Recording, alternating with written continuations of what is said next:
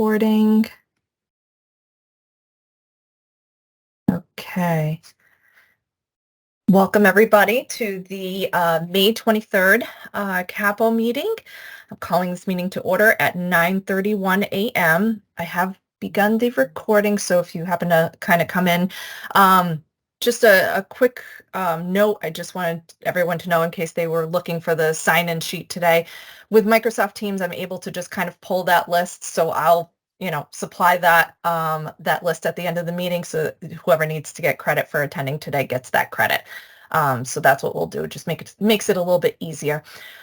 So first things first, just going over to the agenda. So first item is the approval of meeting minutes from March 28th, 2023 that was sent out with the agenda. I will entertain a motion to approve those minutes. Hi, Michaela Medeva here. I move to approve the minutes of March 28, 2023 as provided. Thanks, Michaela. Do I have a second? A second. Thanks, Svetlana. All those in favor, you can raise your hand or say yes in the chat. Awesome. Okay. No one's opposed. Thanks, everyone. I appreciate it. Okay, so that passes. Okay, so the MHEC update from Janet Garabedian, she was unable to attend today, but she did ask me to relay the first Monday newsletter that MHEC has, so I'm going to send that out to the members so that way you know what contracts are coming up. And they also still have some spots available for their June 2nd golf event.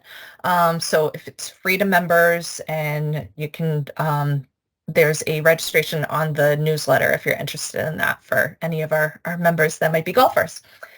Okay, so then the next thing would be, or next item I should say, is our OSD update from Patricia Burke, and I see she is raring to go. Good morning. Good morning, everybody. Hope everybody's enjoying this beautiful weather for sure. Just a few updates from OSD. First of all, we remind you that the MassBuys Expo returns on June 7th at the Heinz Convention Center. The MassBuy Expo has more than a 20-year history as the largest business-to-government event in the Commonwealth. So it's a great opportunity to meet not only with statewide contract vendors, invest in your professional development, and network, of course, with your colleagues. We're pleased to offer a great roster of workshops. Presenters will address 3 tracks: climate change, health and wellness, and procurement. A few of our presenters will include in the climate space, Melissa Hoffer, who is the climate chief for the Commonwealth of Massachusetts. It's early, sorry. And followed up with Andrew Bartolini, who is founder and chief research officer at Ardent Partners. In the procurement track, we are hosting 4 chief procurement officers from the states of Connecticut, New York, the District of Columbia, and of course, the Commonwealth of Mass, Gary Lambert, our chief procurement officer. In the health track, we are hosting Peggy Cappy, who is nationally known for being a world-class leader in the field of yoga and mind and body instruction. Other highlights include the American Red Cross will be present to conduct a blood drive. We'll be offering professional headshots, a photo booth, a massage zone, and comfort dogs from the Department of Correction. It seems a little counterintuitive. It just seems like our agenda this year is very different from years past. So we absolutely encourage you to, if you've not come in the past, please join us next month. Registration is free to public employees, and I refer you to mass.gov/MassBuysExpo to register. So we do hope to see you there. More traditionally, in the space of contract updates and contract news from OSD, FAC 120, which is our landscaping services contract, has in fact launched. It includes 6 categories of services spanning from landscaping and groundskeeping services, snow removal, tree services, invasive and exotic plant control services, outdoor integrated pest management, as well as irrigation systems and repair. We had 50 businesses that were identified for award, and all but 5 have been onboarded. So that means they have all but 5 have completed all of the necessary contracts and paperwork. So I direct your attention to the contract user guide. Again, this is contract FAC 120 for more category details. With regard to tradespersons contracts that are offered through OSD, want to bring your attention to the fact that as of July 1st, 2023, the labor thresholds for all tradespersons services contract will change. As of that date, all TRD contracted work, regardless of labor amount, will require the buyer to seek 3 responses from statewide contract vendors, despite expected labor totals being under $10,000. So what this means is that any work to be performed on a statewide contract, which involves TRD installation, repair, and maintenance services, or construction, with labor estimated between $1 and $50,000, will require 3 responses, 2 of which must be dollar quotes.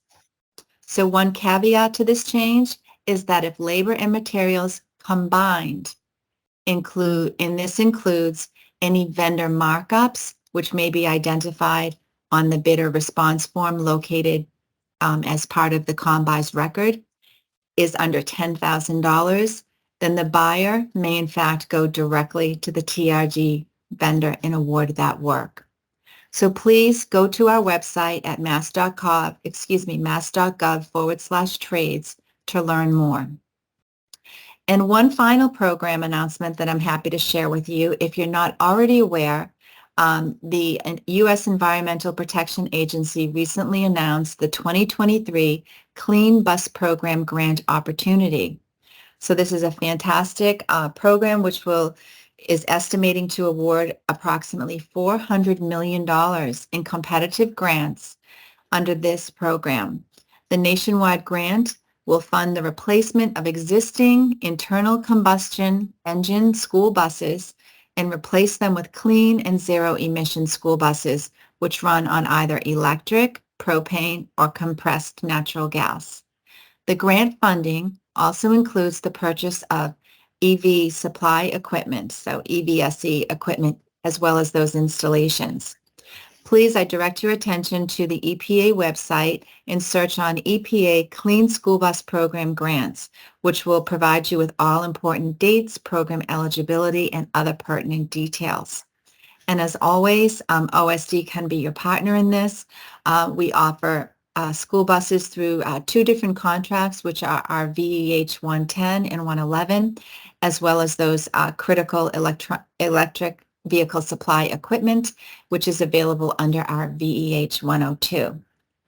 So thank you for your patience, and thank you for your time this morning, Jennifer and CCAPPO Group, and we hope to see you next week or in 10 days, whatever it is, over at MassVise. Thank you. Thank you so much. All righty, so I'm going to jump right into the presentation. So this one kind of came up last minute because the county is also doing a project for designer selection. So I thought, wouldn't this be a great topic to have at CCAPPO as well, since it can be kind of a confusing process because it's a little bit different than some of the other procurements that we do on a regular basis. So I figured it'd be a nice, good refresher for everyone if anyone has some designer related projects that they're going to be doing. So already up on our screen is Deb's presentation. So should be able to view it. So once you're ready, Deb, you can take it away. Okay, well, thank you, Jen, and hello, everybody. Nice to see a few faces, but many names that I've dealt with over the years. My role at the Attorney General's office is that I enforce the public construction procurement laws, and that includes both design and construction. Neil Cohen, who is going to be joining us at the IG's office, they deal with non-construction supplies and services. And before I forget, let me remind you that 95% of what I do all day is advising anyone awarding authorities, architects, engineers, contractors, in terms of what they have to do to comply with the construction bid laws. Hopefully what happens as a result is that I only have 5% of my time devoted to bid protest hearings, which we all want to avoid. So my point being that please feel free to reach out to me. It's always better to send me an email so that I can give the matter some thought. But, as I say, it's, excuse me, it's certainly something that you can avail yourself of. Okay, so today I'm going to be talking about the state designer selection law. And let me just give you a few highlights that I'm going to go into, but it will not take more than 19 minutes. I'm going to talk about the Massachusetts statute, not only the words in the statute, but how it is interpreted. I'm then going to talk about how the designer selection process differs if there's any federal money. Then I'm going to talk about what is a qualification-based selection system, QBS. And there I'm going to direct your attention to a bid protest decision that I issued in 2018, which is AIA, which is the American Institute of Architects versus Waltham. And I have that cite in the materials. So let me jump right in. Okay, hold on. There we go. So again, just a brief overview. Several years ago, the old designer selection law was in Chapter 7. It's been in Chapter 7C for several years at this point in time. So what is available to municipalities? The first thing, or applicable to municipalities, is that Chapter 7C in Section 1 gives you definitions. And then when you're looking for the municipal rules, you look at sections 44 through 58. So that's what the awarding authority, being a municipality, must conform to. So the state law only applies to vertical public construction and not to horizontal public works projects. So as a result, if there's no public building, which would be vertical construction, but only horizontal public construction design, then the Mass law will not apply. However, the Mass law is based in large part on the federal Brooks Act. That's the name of the act. The Brooks Act applies to both vertical and horizontal projects, and therefore, if there is any ARPA money, it might well be, if certain thresholds are met, that the federal law applies to both vertical and horizontal design. Okay, so this is something I'm sure you're all very familiar with, which is the threshold for the application of the law, $30,000 fee, and the estimated cost of construction over $300,000. But I get the question all the time, how do I know that I need to follow the designer selection law? That is not defined in the designer selection law. I mean, it could be regardless of what you're doing. If you don't need, for example, engineer stamp, you don't need, an architect involved. You may have procured that same service or product or that type of procurement in the past, and it may very well be that you have updated or at least reasonably looking for the same thing as you did in the past. You may not have to actually hire an engineer or architect. And that is largely defined by whether or not your locality, for example, that you have to have, as I say, licensed engineers stamp the plans as a result of building codes and licensing requirements. Oops. And then it's important to know, well, what is a designer service? And in Section 1 of 7C, they talk about a whole list of different activities. So obviously the ones that are, pretty common are the creation of plans or specs, soil tests, surveys, and contract management. The second part is that it must be performed by a designer, interior designer, program manager, or architectural programmer. and this is important, a design service is also covered if it includes the preparation of architectural facility plans or studies.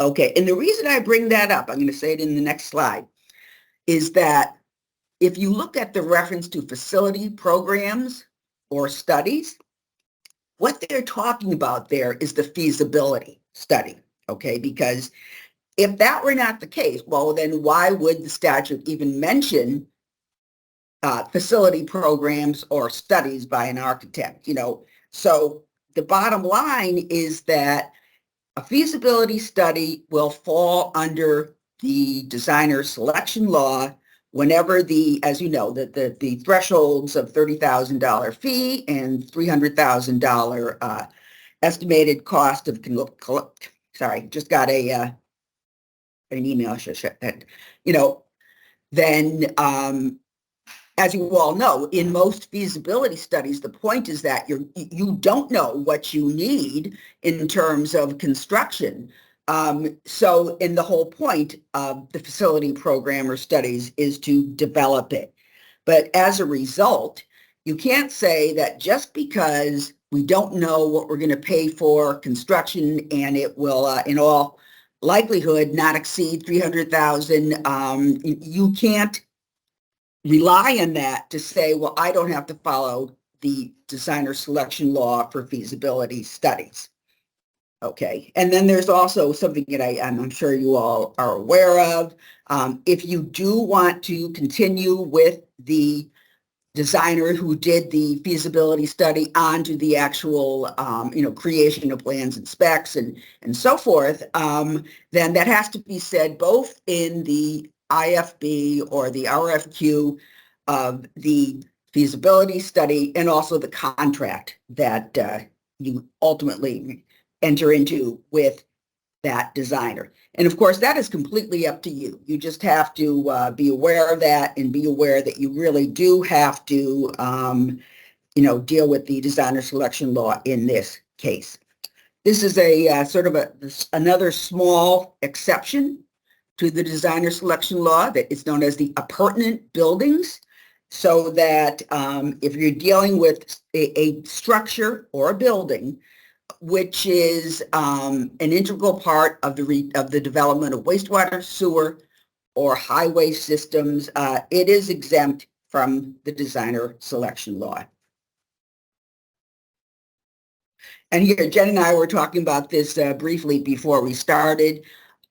Municipalities, as well as other public facilities, people, and so forth, have to adopt local rules conforming to the state law.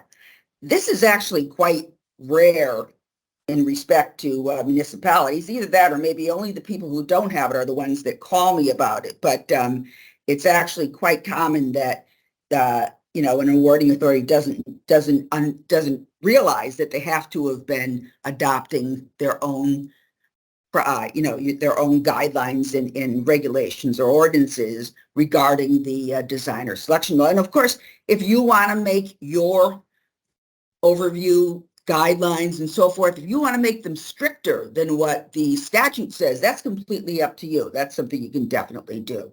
And then the other thing that you should definitely do is set out, what is the procedure for emergency procurement of design services? And, certainly that's something that you can just sort of copy from the statute. Okay, this is actually something, I do get questions on. I think it's kind of a tricky part of the statute. But first, the easy stuff, which is that you advertise in the newspaper and central register, but not in combis. And then you have to describe the project, services, time period, and the estimated cost of construction if available. Once again, that's a reference to the feasibility studies.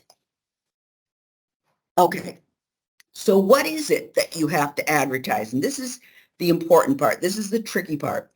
If the fee is set, it must be stated in the advertisement, or you state that the fee will be negotiated. and this is what you should remember, you do not have to advertise a cap on the negotiated fee. The actual cap that you come up with is something that is internal, okay? It's for the local awarding authority. And that's what the advertising law says. They actually say in section 47 that you just say whether or not the fee itself will be negotiated. You do not have to say that advertise what the cap would be. And it's something when you think of it really makes some sense, because what would be different from saying it's to be negotiated but not exceeding $1 million, or set the fee at $1 million? In many cases, it's the same thing, especially these days where what you get in terms of proposals for fees, usually exceeds what the set fee is, in the absence of having that particular thing in the line. So in any event, again, turning to the selection process, it's called a qualifications-based selection process, or QBS. And here's what you have to pay attention to. When you first advertise for the project, the design project, you ask for the submissions of the designer's qualifications. Okay. You must not ask for fee proposals at the same time as you are soliciting design qualifications. And that applies even if you say, well, give us 2 sealed envelopes, one for your qualifications and one for your fee proposals. And we won't open them until we actually get to where the applicants have been narrowed down to the finalists, okay? And the reason for that, there's a couple of reasons. One is that the law itself, Section 50B, refers to a fee and also a finalist, okay? So you solicit that only from the first-rate designer, and then you go down the row. Okay, and the theory behind this, why is it that you don't want to lock yourself into a fee proposal, for either party at the beginning, before you get a real sense of, well, what is it that they're actually looking for? And if you look at the statute itself, one of the big things is that the agency and the selected firm shall discuss and refine the scope of services, okay? And what also happens is that interviews and a walkthrough of the site are usually conducted. So the designers, as well as the awarding authority folks, get a much clearer picture of, well, what is it that we are asking them to do? And you get a more solid idea of what's involved. And if the designer proposed his fees up front, then what happens often is that the designers, as a result, will give some sort of, padding. It's kind of like when you get a bid, a construction bid, a hard bid in, and you see that there's, some loosey-goosey language in terms of, obviously what they're doing is covering all bases in case what actually is going to happen happens. So that's the theory behind it. And as I say, it is actually in the statute, and that's why I provided those sites. And this is what I decided. I think I mentioned this at the outset.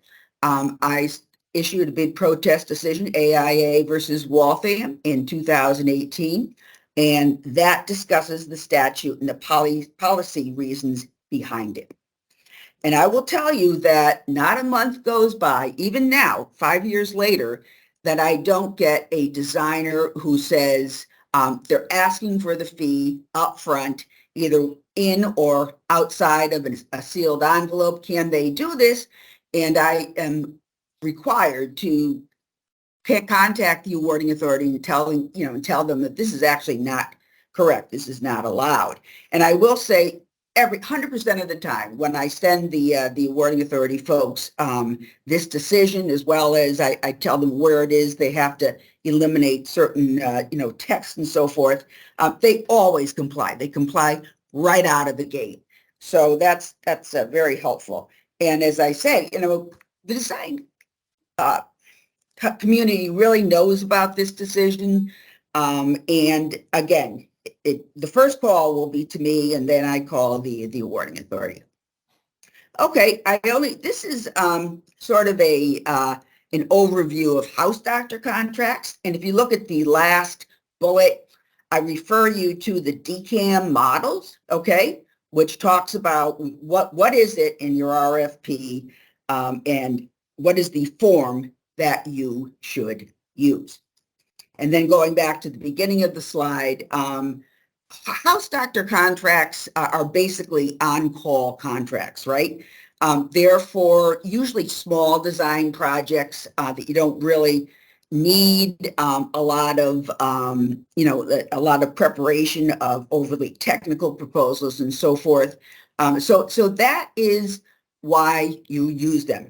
And if you look at the DCAM forms and their website on this, you will see that these contracts cannot exceed 6 years.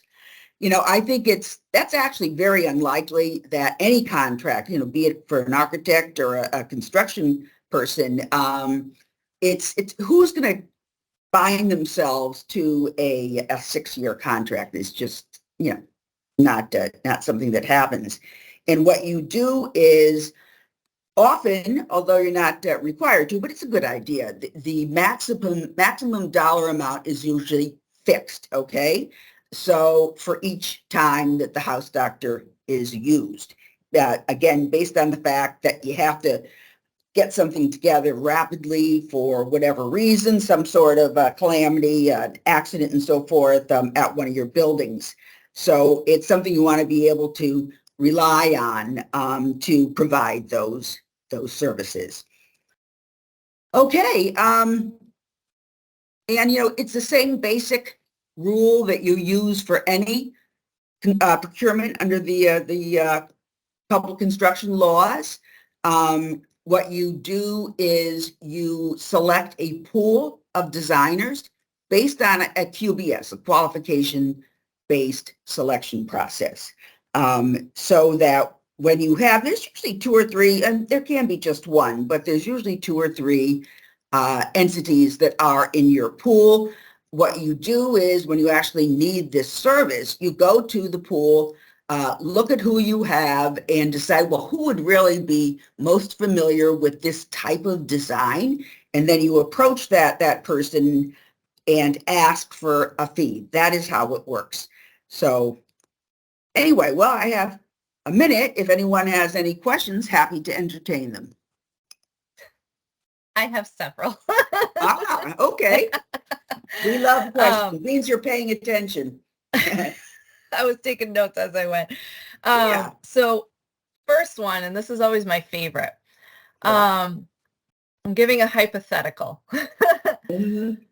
We want to do this project that's definitely going to require a designer because we're assuming that it's going to exceed the thresholds, but we don't really know at this point.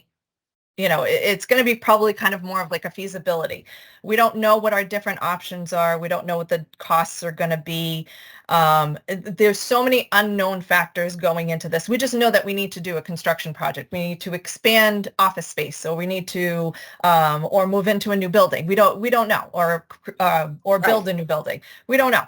How does that affect this process? I feel like, when there's so many unknown factors, like it's almost like I need more information to go on before I can go. Maybe it's like the 30B hat that I wear, like, it has to be ready to bid. And we can't have this many unknowns of what we're going to do right at the beginning of the process. So how would you handle a situation like that? I mean, is that where kind of the feasibility comes in?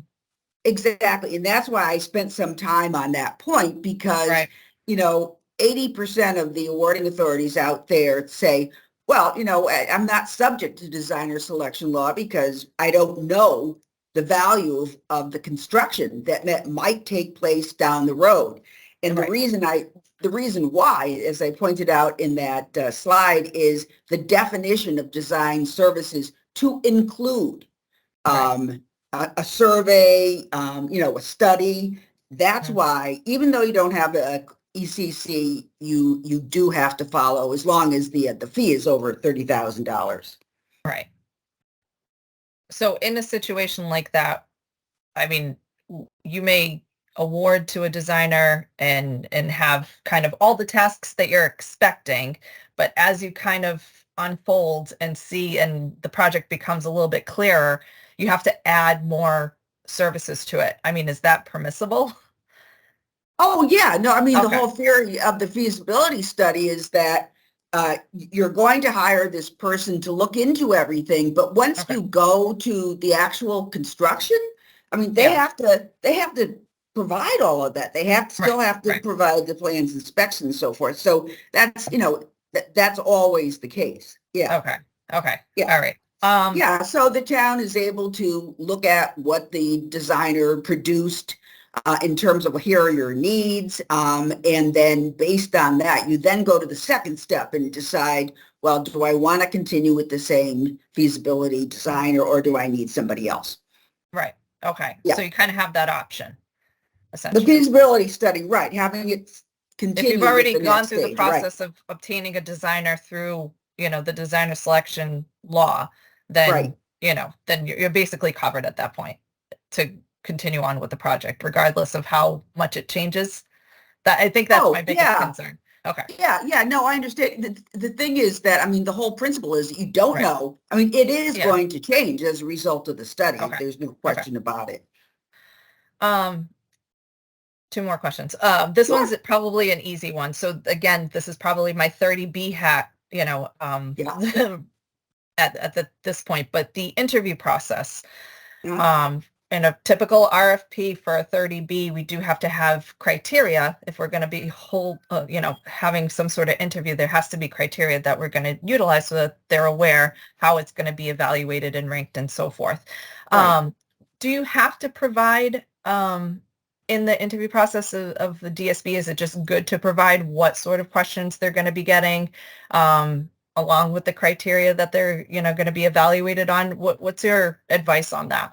Yeah. Well, I mean, I'm not sure that you want to, I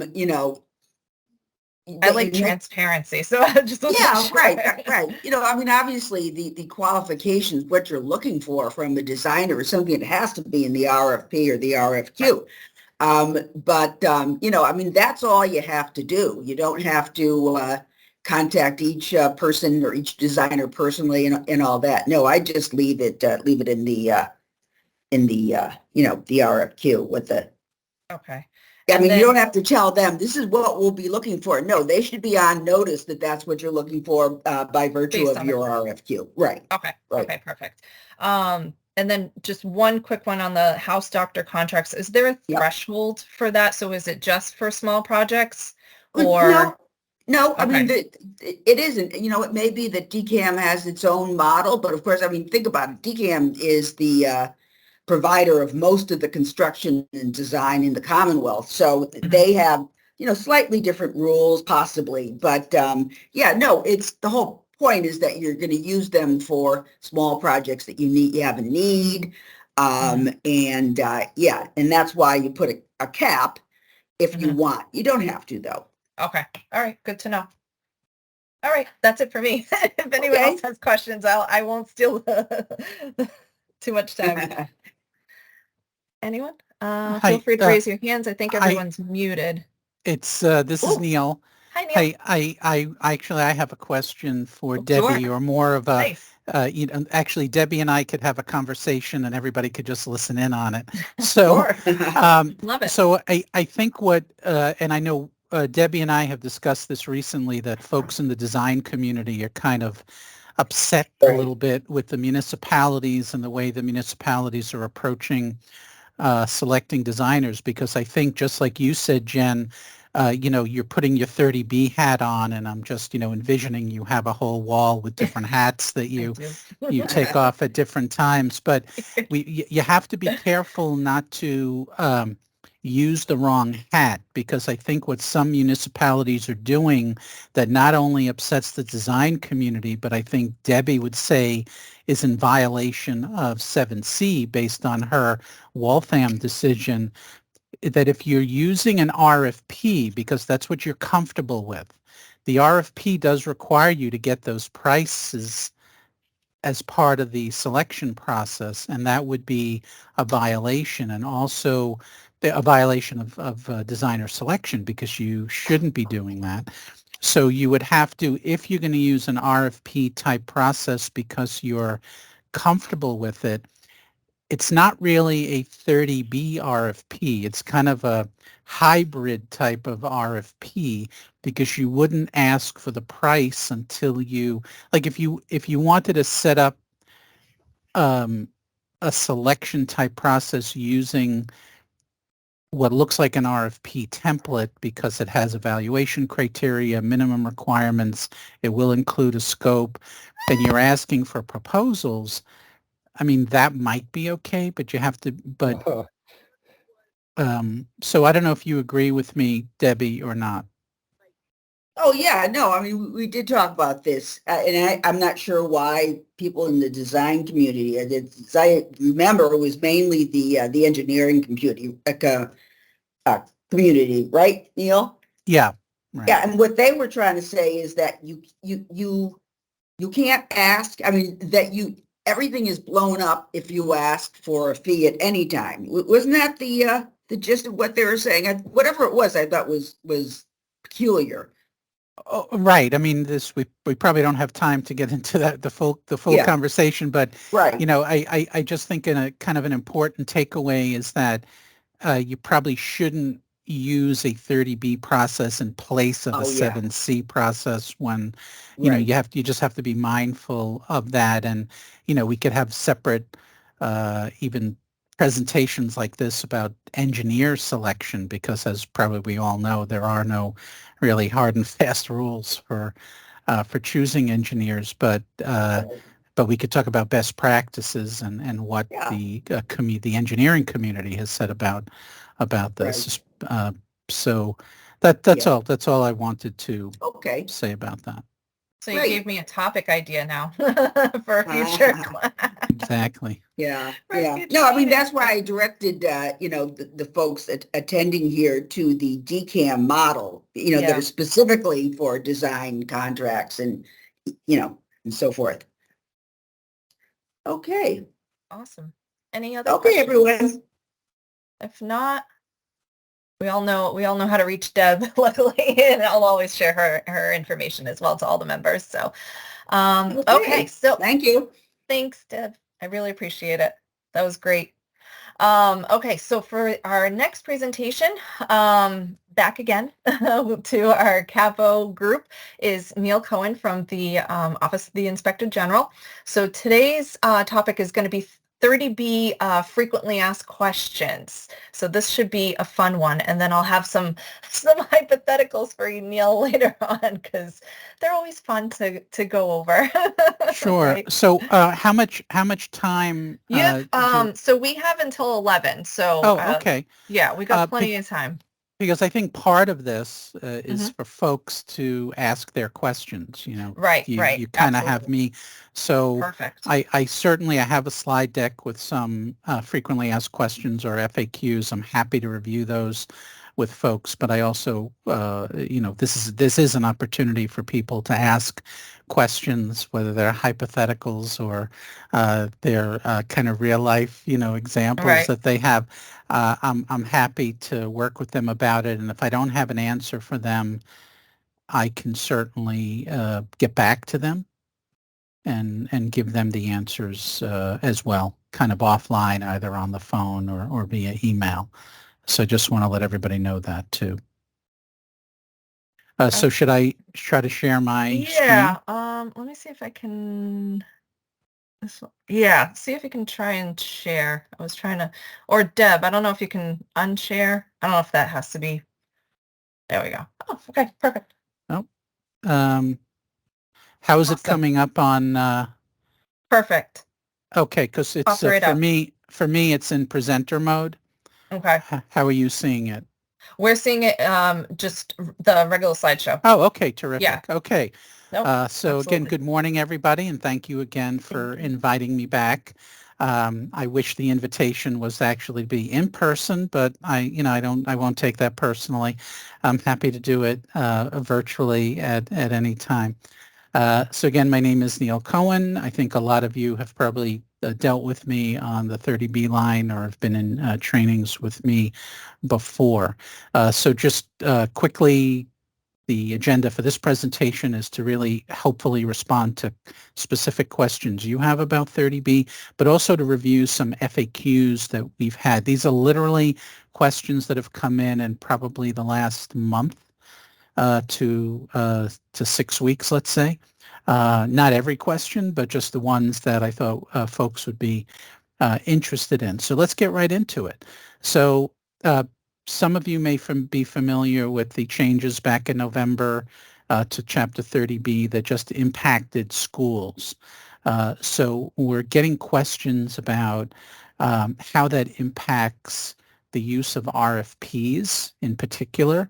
So and we have some jurisdictions who've called us saying, so I just used an RFP and the best price was $21,000 and there was some issue with the RFP, and the question that came in was about the RFP, but the overriding issue was that you cannot use RFPs for any dollar amount. If you're a municipality, you can only use RFPs for over $50,000.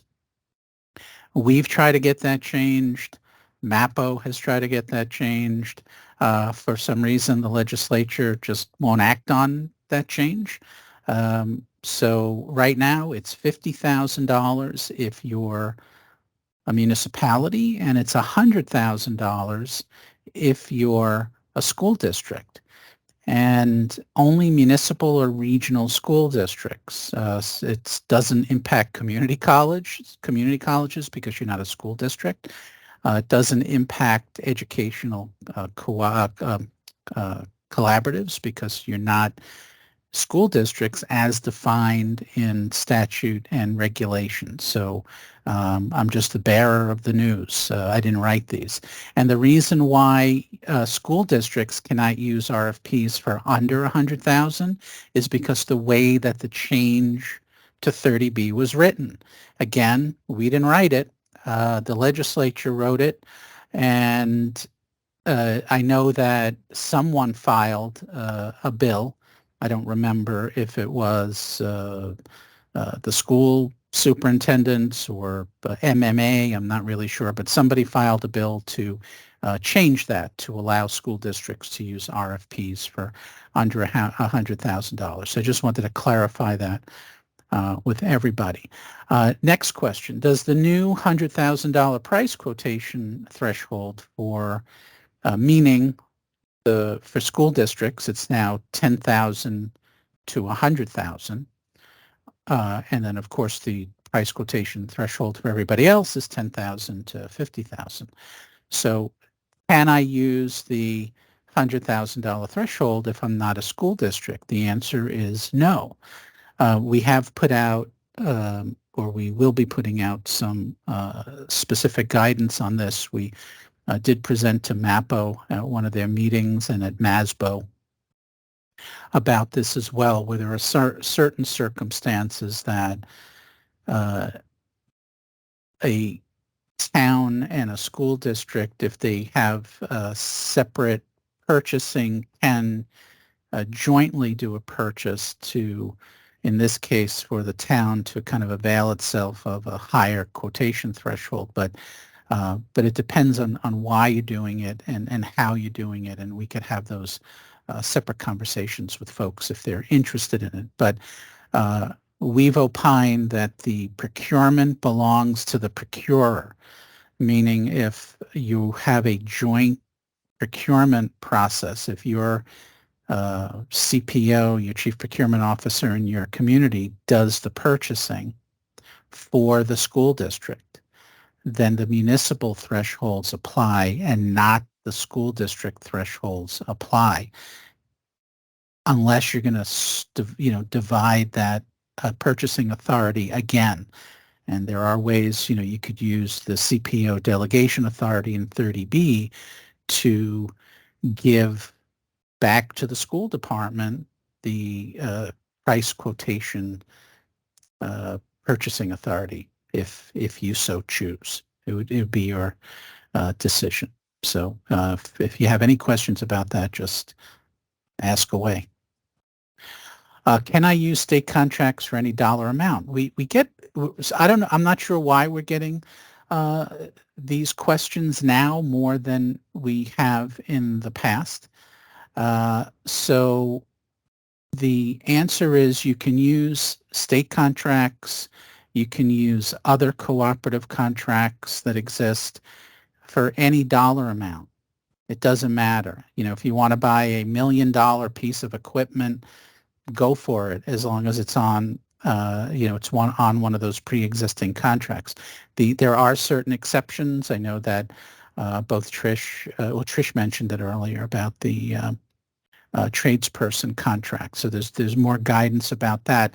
And we always recommend that you read those user guides on the OSD contracts, because the user guides will identify any restrictions or issues for you on a particular contract. The whole reason that 30B considers the use of state contracts or cooperative contracts to be compliant with 30B is not only for the practical side, that it's convenient for you because you're not doing the procurement, someone else has done the procurement for you. And presumably they've followed kind of fair and open competition to get these contracts in place. So the dollar value doesn't matter and the vendor doesn't matter, because there's kind of a corollary to the question that we're asked. And I think I have another slide on that question anyway, but it's, can I use the same vendor for multiple purchases? And the answer is yes. Not only if it's on an existing contract like OSD or a cooperative contract, but if you are going to do business with the same vendor and you follow a 30B process to acquire the goods or the services from that vendor, yeah, it has nothing to do with the vendor. It has to do with the specific procurement that you're doing. Okay, so some jurisdictions are confused by this, and they call us and say, what am I supposed to do? I know I'm not allowed to use the vendor I used last time. And I'm like, why? What happened? Did you have to terminate them, or, did you get bad references? Are they kind of a not a responsible vendor? Like, why can't you do business with them again? And sometimes the answer we get is because I already used them. I'm like, yes, so you can use them again. It's about the process. If they happen to win the quote or win the bid or win the proposal through an RFP, then fine, use them again. There's no restriction. So this is the same theme. The vendor does not matter. Only the purchase value matters, because you decide what threshold to use. And the aggregate value of business you do with a vendor also does not matter if you're using the appropriate procurement process in the first place. And again, if they're on an existing contract, like say an OSD contract, let's say it's ABC Company is on a particular OSD contract. If you want to make purchases from them every day, every week, every 10 times a month, whatever it might be, that's perfectly fine. I mean, you should think about it from a practical business standpoint, why you're doing that. But as far as a 30B issue, it's not. So the only issue that could come up is if you're making these frequent purchases from the same vendor, are you, why are you doing that? And could your reason for doing that lead to the appearance of bid splitting? And I'm going to talk about what that is. That is the primary concern, that you are either intentionally or unintentionally bid splitting, which is a violation of 30B and considered a procurement fraud under the under the criminal statutes. So what is bid splitting? So bid splitting, and we've explained this to people quite a few times the past couple of months, that bid splitting is when you intentionally split or divide a purchase because you're seeking to evade the procurement law. And this would be true on the construction side as well. If you are intentionally doing it, if you inadvertently do it, it's still wrong. And, under 30B, you can't make payment under the contract because you have violated 30B. But there's a big difference between intentionally doing it, which is a crime, versus inadvertently doing it, which is a mistake. And you just have to correct a mistake. Dividing purchases is very different. Dividing a purchase is not bid splitting. Dividing a purchase can be done if there's a legitimate business reason or a policy reason for dividing a purchase.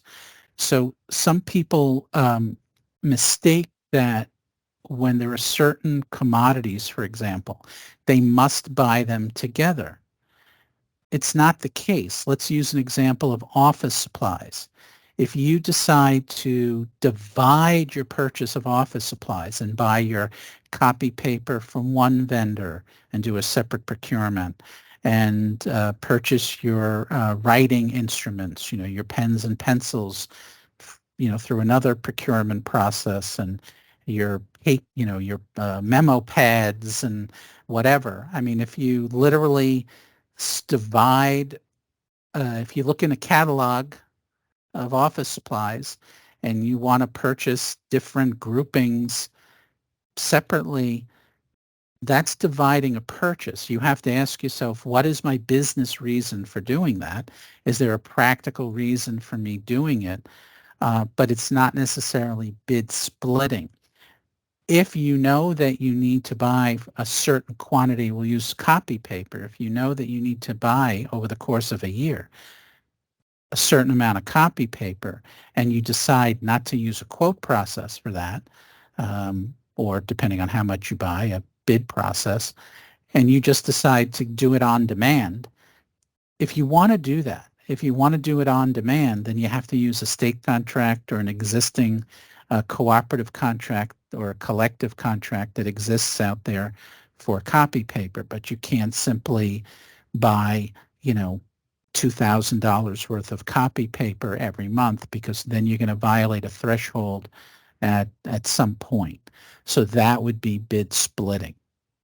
Okay, so I'm hoping everybody understands the difference there. There are also policy reasons why you would want to do it. So for example, let's say there's a policy decision in your jurisdiction that you want to give more business to disadvantaged businesses that are certified by the state supplier diversity office.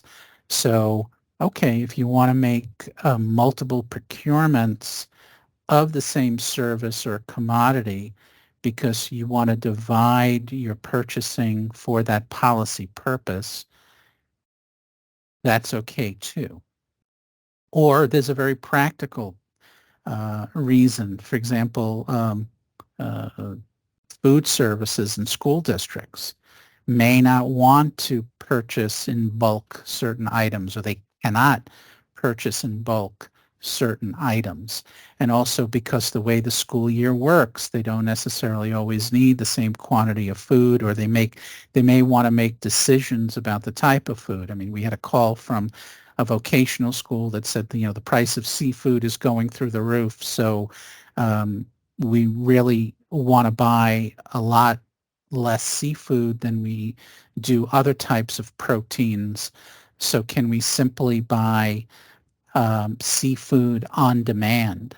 For example, just buy $500 worth of scallops 1 week, and then the next week, depending on the prices, we buy, you know, $500 worth of swordfish or whatever. So yes, these are the types of conversations I have on the 30B line all the time. So we say, sure, yes, you can do that because there's a practical purpose for doing that. So all that we just suggest you do is document this in the file just in case somebody ever asks you a question about why you were dividing your purchase. Grant agreements. Grant agreements are also kind of a big issue, especially with a lot of the federal funding that's coming in, the ARPA funding. So for those of you who don't know what grant agreements are an exception to the competitive procurement requirements in Chapter 30B. It's defined in Section 2 of 30B, and it's basically, I'm paraphrasing, this is not the exact definition from Section 2, but if it's for the support of the citizenry, support of the jurisdiction, but not for the direct support of government operations, you can use the grant agreement. So what a grant agreement is, it's basically a contract between your jurisdiction and an individual or a not-for-profit. It cannot be with a for-profit entity. So this comes up a lot with art, with procurement of art. My jurisdiction wants to have a mural painted on a wall in town hall. Can I use a grant agreement to hire a local artist? Yes, you can. We want to have a local not-for-profit group arrange to have a farmer's market in, some municipal parking lot on Thursday afternoons. Can we do a grant agreement with this not-for-profit to manage the farmers market? Yes, absolutely. So there are many things you might want to do with a grant agreement. Some grant agreements, though, have crossed over into the construction world, and we advise you to contact Debbie Anderson because there could be issues with those funds, because public funds, even if they're used for private purposes, could, and this recently came up, for example, one of the towns wanted to give federal funds through grant agreements to individual homeowners to have them remediate their septic systems. So the question was, do the procurement laws apply? And 30B didn't apply, but Chapter 30, Section 39M, the Public Works Statute, did apply after Debbie did the analysis of that. So you have to be careful. So the question that we sometimes get is, do we have to follow 30B or a competitive process in the award of the grant agreements? And the answer is no, but we do advise people to just think about some of the I'll call them policy implications, especially with, whenever you're giving public funds to either a not-for-profit or individuals, either in your community or outside your community, there could always be other individuals or other not-for-profits that could say, hey, what about me? I could do it too. So we suggest that there be some type of process in place so at least you can justify why one and not the other in case those types of questions come up. I mean, it's certainly outside of 30B, but these are questions that could come up, and our office could get complaints about, why are they giving it to them and not to me? And they are still contracts, so we still advise that they have to be managed as contracts because you're giving somebody public money to do something, so you really should make sure they do what you want them to do because it's a contract. So you're not just giving, it's not a gift and you just keep your fingers crossed and hope they do what you want them to do with the money. It's a contract. So we do get a lot of questions about real property because that's section 16 and 30B. It can be very confusing, section 16, because even though it's short, doesn't necessarily explain a lot or give a lot of information. So here's one. My town completed a 30B process to purchase building. We signed a purchase and sale agreement with the property owner with a 90-day time frame for the closing. Town meeting did not approve the purchase within the 90-day window. So we want to put it in a warrant, the next warrant for the next town meeting. Can we extend the time frame that's in the purchase and sale? So basically, can we amend the purchase and sale without violating 30B? So this is not a 30B question. It's actually a contract question because you've already completed the 30B process and it's not really impacting the original solicitation, meaning it's not impacting the price, it's not impacting anything that could be considered prejudicial to fair and open competition. But we do advise that whenever you're going to do this, you consult with legal counsel because we can only talk to you about about Chapter 30B or advise you about other laws or regulations that might exist, but the legal counsel can help you identify whether there are other laws, regulations, court decisions, etc., that could impact any decisions that you make. Okay, so we always advise you whenever these types of issues come up to consult with legal counsel. But now here's a second part of the question that I'm going to ask you to tell me what you think. So what if the property owner agrees that the purchase and sale can be amended and extending for another 90 days the closing date, but says they'll only do that if you increase the purchase price by 2%. Can you adjust the purchase price of the property in the purchase and sale? What do you think? See if anybody wants to answer. If not, I'll give it a shot. Well, everybody else, I think, went out for coffee, so I it might think be. so. Okay. I say no, because the bids have already been opened, and maybe someone else would have wanted that 2% increase possibility going beyond the 90 days. Okay. Well, you're not wearing a hat, so I don't know how who you're speaking as, but okay. So Jen says you can't. Anybody else? Anybody else want to weigh in? I also say no, it's Michaela, because this is not any change order substance, so it's the same product, so we should not be increasing. It changes the price, which is not, everybody else could have done the same, and it's gonna result in a big protest. Okay. All right. Anybody else?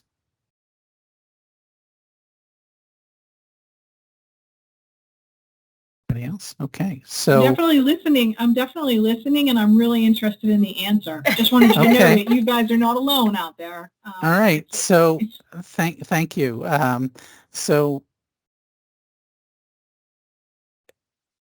we would have to think about this because I think you're correct that increasing the purchase price can lead yourself open to a bid protest, because is increasing the purchase price prejudicial to fair and open competition? That's really the issue here. That could another property owner show up and say, hey, wait a minute, had I known that the prices could be subject to change or negotiation, I would have been happy to do that too. Why did you reject my proposal? Now, the other questions to ask is, okay, why did the valuation change? 2% seems pretty arbitrary to me. And I know that the property market fluctuates, but you're required in Section 16 to value the property, whether you're buying or selling it. You need to know what the market is for that parcel.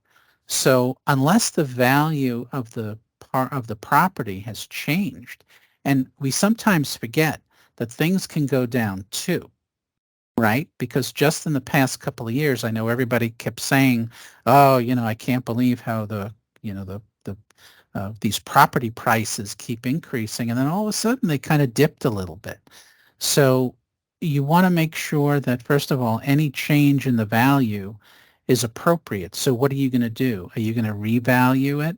It's only been, we're between 90 and 180 days. So is a 6-month window enough of a justification, or even a potential? It's not even a full 6 months. It's a potential 6-month window. Is that an appropriate length of time to consider changing the value? That's a question mark. If the market has changed so dramatically, and if the property owner says, if I don't get if we can't adjust the price, I'm going to walk away, that's something, again, for you to think about with legal counsel, and whether or not the potential risk of a protest from another property owner, or from a member of the public, or people in your town that want to file a 10 taxpayer suit to enjoin you from even going through with the purchase of the property. These are considerations that you need to or things you need to discuss with legal counsel. Also, could it be part of a purchase and sale negotiation, meaning it's not necessarily an increase in the cost of the property, but through the purchase and sale, if you feel it's justified to do something with the purchase and sale that would excuse me, that would benefit the property owner, that's something to consider as well. I'm not exactly sure what that would be, but you can certainly talk to the to legal counsel about this. And then the real overarching question is this increase that they're asking for necessary? So there actually is no hard and fast answer to this. It's not clear that it would be a violation of 30B, because Section 16, we all have to remember, is very different than the rest of 30B. So if this was a bid for, some service, yeah, that would probably be a problem. But not necessarily for Section 16, because there are so many other considerations that might have to be, or things that would have to be considered. Okay, so it's unclear. There really is no definitive answer here. A lot of it is based on your risk profile, and whether there were other proposals that came in for the property that you were looking for, the nature of the other proposals, if any came in, your reason behind having to increase the cost, and whether anybody in town meeting will be okay with that when the warrant comes up. And, town meeting can reject it a second time because they didn't like the idea that you increased the price, and they didn't, agree with your reason for doing it. So what do you do then? I mean, it is also not the kind of thing that you could just say, I'm going to bring it to town meeting warrant for the next 20 years and eventually they'll pass it, right? The decisions have to be made at some point. All right, any questions about that? Okay, so Amazon are using another online marketplace. So the question comes up, can I use Amazon or some equivalent online marketplace to obtain 3 price quotes for a product, meaning a 30B price quotation process? So the answer is no. So here's a situation where, as I said earlier, you can divide your purchases if there's a reason for doing it. If you want to use Amazon as your go-to for sound business practices, purposes, you need to buy a new office chair one week, and you need to buy a new printer the next week, and you need to buy a box of pens the next month. I mean, if you can do purchasing like that, okay, that's fine. But people may not realize that these online marketplaces like Amazon, and we researched this, you had to really peel away a lot of the layers in the information that they provide to potential vendors and things that they establish the market. Amazon creates this market, meaning Amazon allows the vendors or only allows the vendors they want in to their market. And they only, and actually they set price parameters because sometimes Amazon wants to sell its own products or its favored products or bestseller products. We don't know what goes on behind the scenes, what deals Amazon has with particular vendors or manufacturers. So they may tell the other vendors that they allow into their marketplace, hey, look, you can't sell or you can undercut the best price by more than, whatever, 10%. So it's not really a fair and open marketplace. So therefore, if you want to use Amazon to obtain one of the quotes, that might be okay, but you shouldn't do it for all 3 quotes that you're required to get.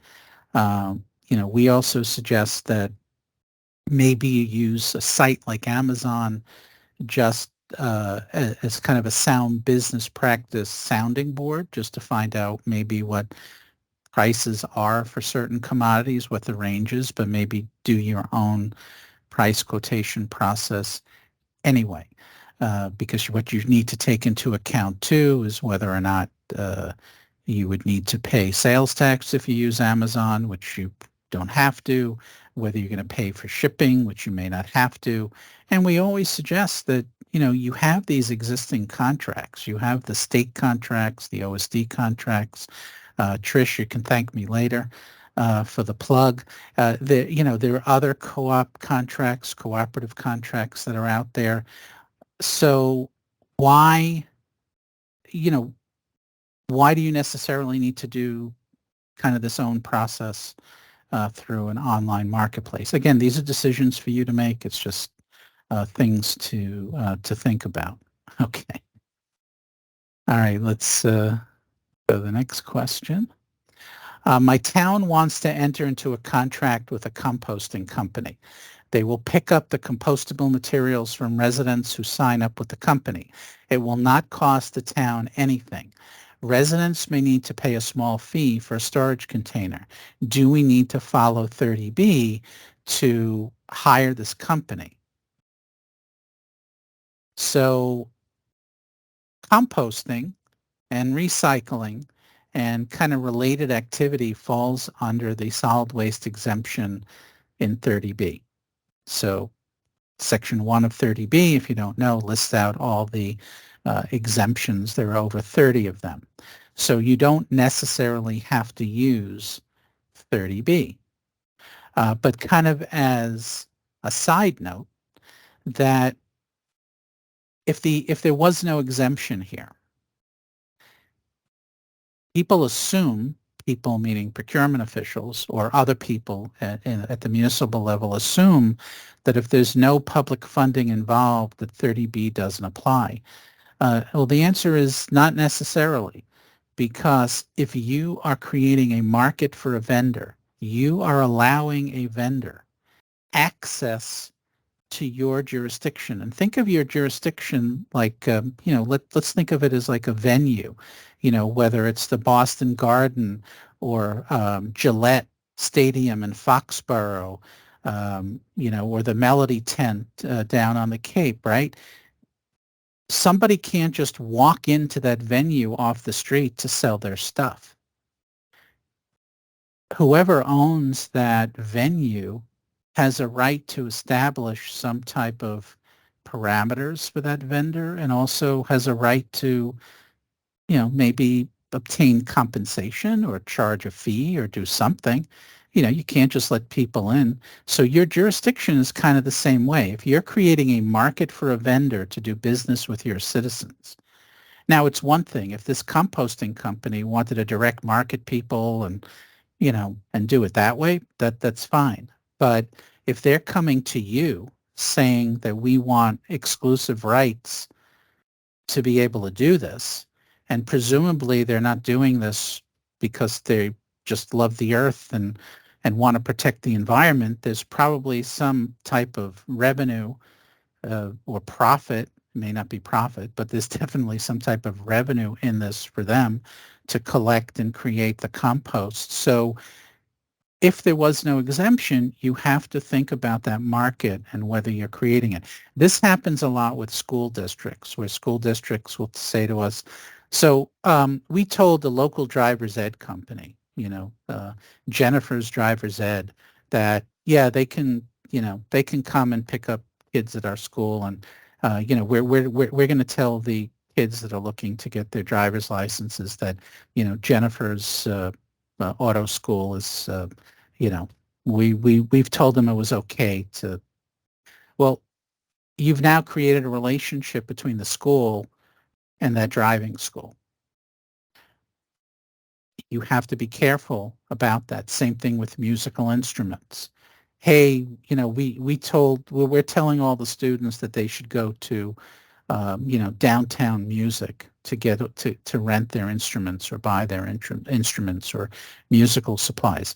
You're creating a market, and you're creating a form of a contract with that vendor. So 30B would apply. So you just even though no public funds may be involved here. So you have to be very careful about those relationships that you may be inadvertently creating. And if you talk to legal counsel, and I'm not an attorney, but my legal counsels have told me, you could be creating some liability for yourself.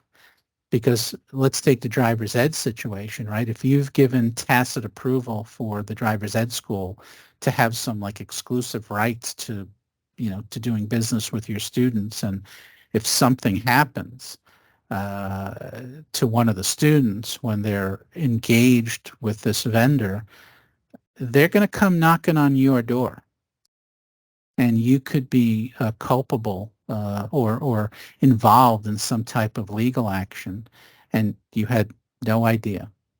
So better to let the market work and just say to the kids who need flutes, go get a flute. We don't care where you get it. Just, and even if you have to do, I don't know anything about flutes, but if you have to do specifications for flute and say, here's what the flute's supposed to be able to do, then, go get it. And if you want to be helpful to the students and say, okay, in the area, there are 3 driving schools. Here's a list of the 3 driving schools, or allow them to put something up on the bulletin board or take out an ad in the the school newspaper or newsletter, that's fine too, or put up a banner, in the outfield or at the football stadium, that's perfectly fine too, but be careful of creating those relationships. Adjustment clauses. So some vendors are telling my regional school district that they cannot commit to longer-term contracts because of market conditions. What can we do under Chapter 30B? So if you have a pre-existing contract, there really is not much you can do. You can't, unless the contract allows you to do something. You can't simply say, because a vendor says, hey, the market has changed and costs have gone up for 20%, so my invoice is, just to let you know, my next invoice is going to be go up 20%. Well, you can't do that, because what's the point of a contract if it's changeable dependent on the market? If there are volatile commodities out there that exist, and many of us for years have put in our contracts adjustment clauses for things like fuel, right? Because we knew that those were that was a volatile commodity, but now there are many more volatile commodities. We can't rely on a loaf of bread being the same price for 5 years, give or take. So you can enter into shorter term contracts. And again, there's nothing wrong with that. There's no 30B violation to enter into shorter term contracts. A little more work for you, but if you want to be fair to the vendors and avoid them saying, I'm walking away from this contract, I'm in breach, terminate me, do whatever you want. But if I have to continue to give you what you want at the price we agreed to, you're going to put me out of business. So if you want them to walk away from the contract, that's your decision. You want to sue them for breach, that's your decision. But consider shorter term contracts, or consider, again, using pre-existing contracts. And you could actually divide your purchases. Just because you have a contract with ABC company for a particular commodity doesn't mean you're restricted to just buying that commodity from them. If you want to go to an OSD contract and you find the same item, even if it's from the same vendor, and you want to make purchases from them under that contract, or from another vendor under that contract, you can do that because the vendor on your contract is telling you, I'm not sure I could help you because the market's changed so much. So rather than terminating the contract, you can look to purchase it from somewhere else. We're also advising people to consider adding the same type of adjustment clauses that they have for fuel for other commodities as well, with the one caveat that it has to be an existing, and we're going to get to that on the next slide, but it has to be a legitimate or a bona fide adjustment factor. And again, it's adjustment. We've seen some contracts where they just call them escalation clauses. Well, again, what goes up sometimes comes down. So you have to call it an adjustment clause and not an escalation clause, because that means it just goes one way. So if you use an index and the price goes up 5% this month, and you adjust your price by 5% this month, and it's called an escalation clause, and it only allows for cost increases, then when it goes down 3% the following month, you're still stuck at that 5% increase rather than the difference, which would only be a 2% increase the following month. So you have to be careful how you word these things, how you characterize them. So what would be an acceptable adjustment clause? So any industry or government indice that's kind of a fair, you have to be careful about industry standards or industry indices, but government indices are fine. We do not recommend that you use arbitrary percentages. Like we've gotten calls where jurisdiction will say, can I add a 3% adjustment escalator, a 3% escalator every 6 months. I'm like, okay, why? I mean, think about this. If I went to my boss and I said, look, let's not think about whether I get a raise at the end of the year. How about every 6 months you just, let's put in that 3% escalator. What do you think the answer is going to be? The answer is going to be no. That's not the way the market works. So don't use arbitrary percentages, but it's okay to use an index. So if there are no industry-specific indices that you can rely on, use the consumer price index. And there's not one consumer price index. There are subcategories within the consumer price index. So you may want to find the one, if you're a food service at a school district, maybe look at the one that just relates to food. And it goes to your region or your state. So you can drill down. Don't just say consumer price index. Try to drill down as far as you can go into those indices to choose the one that's most appropriate for you. One of the problems with allowing for these cost increases within a contract, and just in case you haven't figured this out, it needs to be included in the solicitation. You need to tell all the vendors this is what you're willing to do, because it's part of fair and open competition. They all can base their bids or their quotes to you on the fact that this is part of the contract. Okay. This could be a budgeting nightmare for you. depending on how much the prices could increase. So you can consider capping the increases. So how you could either do that within the index, meaning we're going to follow the consumer price index, but no more than 5% per quarter. You could do something like that, or you can cap it for the total of the contract, meaning the contract prices cannot increase by whatever, whatever percentage you feel that you can afford from a budget or management standpoint.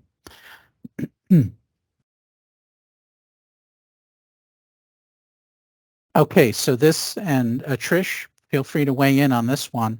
So we've gotten some calls, people saying that, so can I do business with this vendor? They told me they're on the state bid list.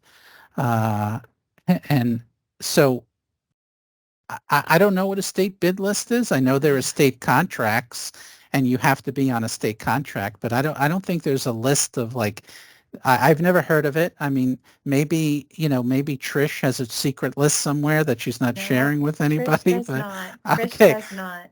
Right, but there is no such thing as a state bid list, meaning a pre-approved list of vendors that regardless of any contract that could be out there, that they're somehow they've gotten a good seal of approval or they've gone through some vetting process. That's not true.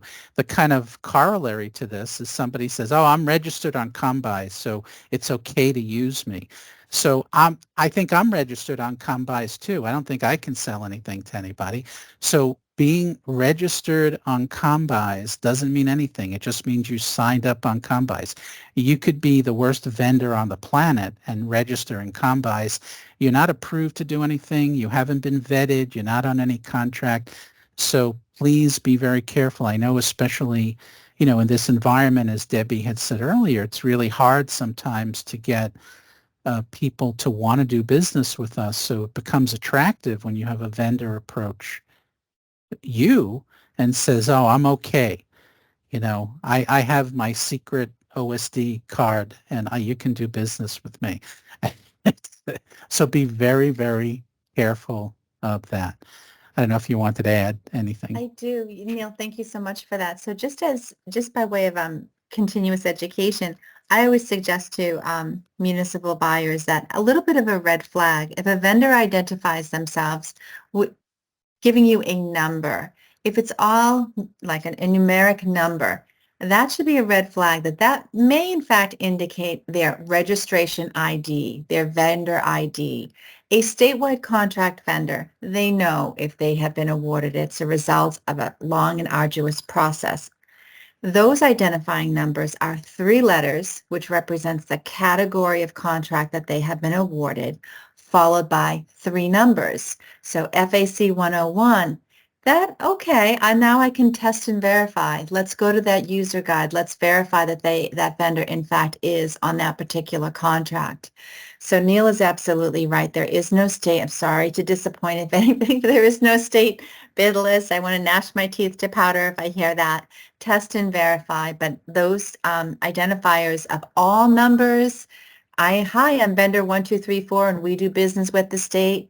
Vendor 1234 has not been vetted, is not awarded, and you're really on your own as far as testing their veracity in the market. So that is all. Thank you, Neil. Thanks, Trish. All right, so for the sake of time, I'm just going to cut to this contact slide if anybody wants to jot down any of this information. And even though I think we're at the time limit, I mean, I could certainly stay on to answer any questions that folks have, or feel free to email us any questions at 30bhotline@mass.gov. And if you want me to answer the question, just put in your email that you prefer that I answer the question. And even though we can respond anonymously, you can, you'll just have to rely on the fact that maybe it's me that is answering your question. Okay, so I hope that was useful. I know, Jen, you had some hypotheticals. Yeah, I'll just do one. Go out to bid for a piece of equipment. I usually try and keep a template language in there that, if we specify any type of brand that, we have the right to review in or equal. So we allowed bidders to submit, an or equal. One bidder took advantage of that and, put in the main bid and then, put in an equivalent or what they felt was an equivalent. Second bidder, there were only two bidders. The second bidder puts in, just the main one and didn't opted out of putting in an equivalent. Bids are opened, good to go. I was asked to go and ask the second bidder for that equivalent bid. Can I do that now that bids have been opened and prices are all out in the open? So there are actually a couple of issues with this. Yep. So we tell people that they can't use or equals in a 30B process. Or equals are restricted to the construction side. Okay. So if you want a piece of equipment, you either specify the proprietary piece of equipment and you do a justification as you're required to do in 30B for why that proprietary piece of equipment is necessary, or you spec out as generically as possible the piece of equipment and whatever is proposed, because if you get two different types of equipment but they all conform to the same specs, then it's really based on the low price, because because what you've told the vendors is you don't care as long as it meets my specifications. Then, and your specifications can include things like life cycle costing, and so that's how you differentiate different types of the same thing. I mean, look, when we all go shopping, right?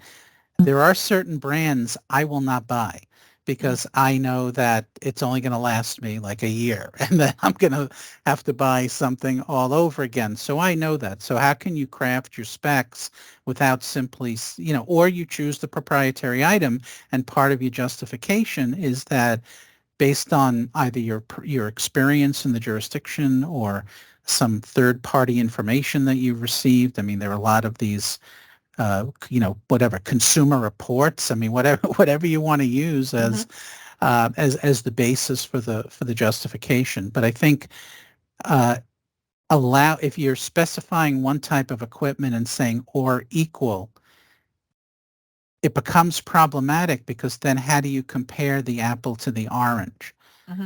Because any manufacturer will tell you there is no equal to my product.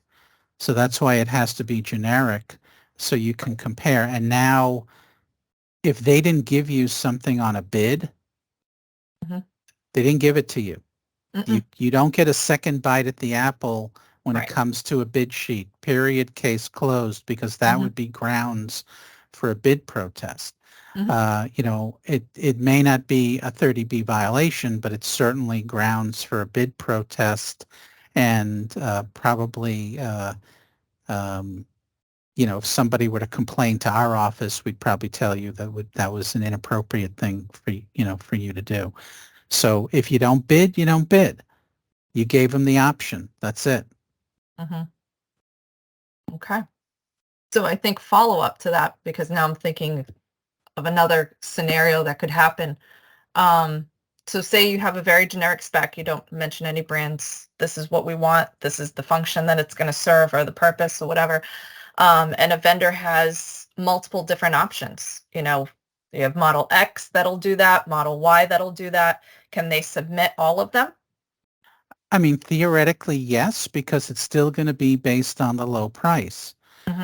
Because yes, there are different models that they might have that do slightly different things.